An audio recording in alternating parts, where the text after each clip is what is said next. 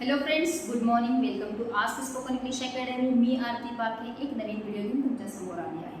आज आपण काही सेंटेन्सेस जे दररोज बोलले जातात आणि प्रेझेंट कंटिन्युअसचा वापर करून बोलले जातात त्याची काय करणार आपण लिस्ट केलेली आहे ती बघणार आहे. इन जनरली भरपूर दिवसभर आपण काही ना काही बोलतच असतो, पण असं नाही होत की हा मी फक्त आज हा टेन्स वापरलेला आहे किंवा तो टेन्स वापरलेला अशाच प्रकारचे सेंटेन्सेस आहेत असं नाही होत. जसा पुढची व्यक्ती बोलत असतो त्याला रिप्लाय देणं खूप गरजेचं असतं. त्यामुळे असं नाही म्हणू शकत की तू सिम्पल प्रेझेंटमध्ये बोल मग मी सिम्पल प्रेझेंट टेन्समध्ये बोलतो, असं कधीच होत नाही. सिच्युएशननुसार आणि जे काही चालू आहे एखाद्या व्यक्तीसोबतचं डिस्कशन त्यानुसार तुम्हाला ते बोलावे लागणार आहे. In generally simple present tense, simple past tense, simple future tense कसे सेंटेन्सेस होतात हे आपण बघितलेलं आहे.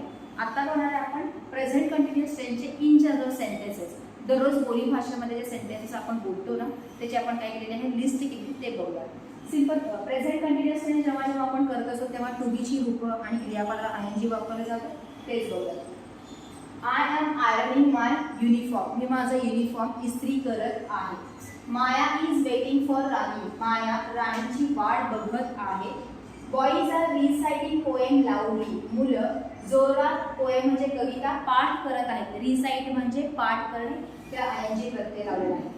Jay is wasting time on games. Jay गेम्सवर टाइम वेस्ट करत आहे किंवा वेळ वाया घालवत आहे. ह्या सगळ्या क्रिया आत्ता चालू आहेत. A person is asking address. A person म्हणजे एक कोणी माणूस, stranger, we don't know that person. So a person is asking address. एक माणूस पत्ता विचारत आहे.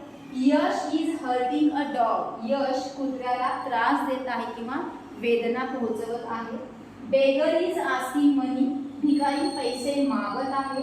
Maid is sweeping the rooms. Maid म्हणजे मोलकरीण, मोलकरीण खोल्या झाडत आहे. या प्रत्येक सेंटेन्समध्ये जर तुम्ही बघत असाल तर एम, इज आणि आर हे जे आहेत ते हेल्पिंग वर्ब आपण वापरलेले आहेत आणि प्रत्येक क्रियापदाला आपण आयएनजीचं काय केलेलं आहे प्रत्यय लावलेला आहे. जसं की आस्कचं आस्किंग, हर्टचं हर्टिंग, त्याच्यानंतर स्वीपचं स्वीपिंग, वेटचं वेटिंग याप्रमाणे. Again there are some examples. A boy is selling tickets in black. एक मुलगा ब्लॅकमध्ये तिकीटं विकत आहे.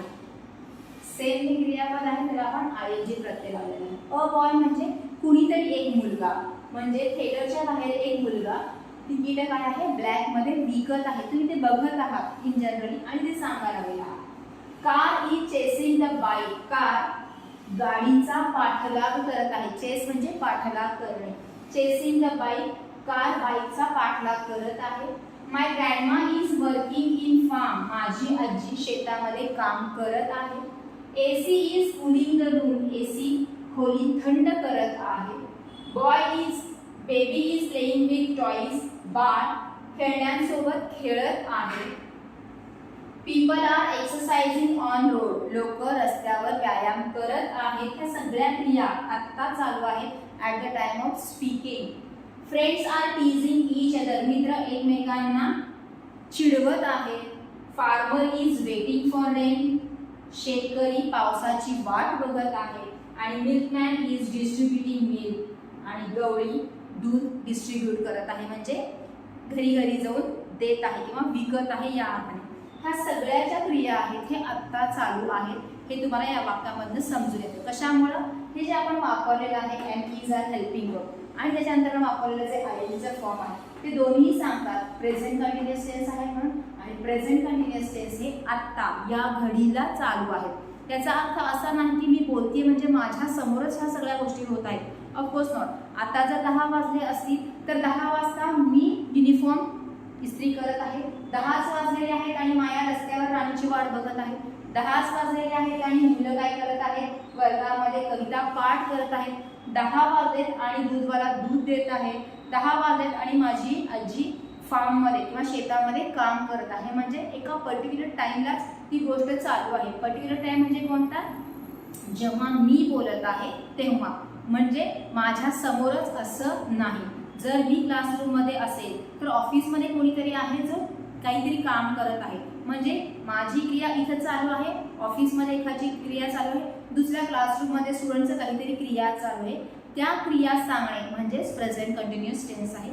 अशाच प्रकारच्या सेंटेन्सेसची जास्तीत जास्त प्रॅक्टिस करा आणि ऑलमोस्ट ते बोलण्याचा प्रयत्न करा. फक्त ग्रामर शिकायचं म्हणजे वहीमध्ये शिकून सेंटेन्सेस लिहिण्यासाठी नाही, तर ते जे काही आपण शिकतोय ते आपल्याला बोलता येणं गरजेचं आहे, मगच आपलं स्पीकिंग सुधारणार आहे.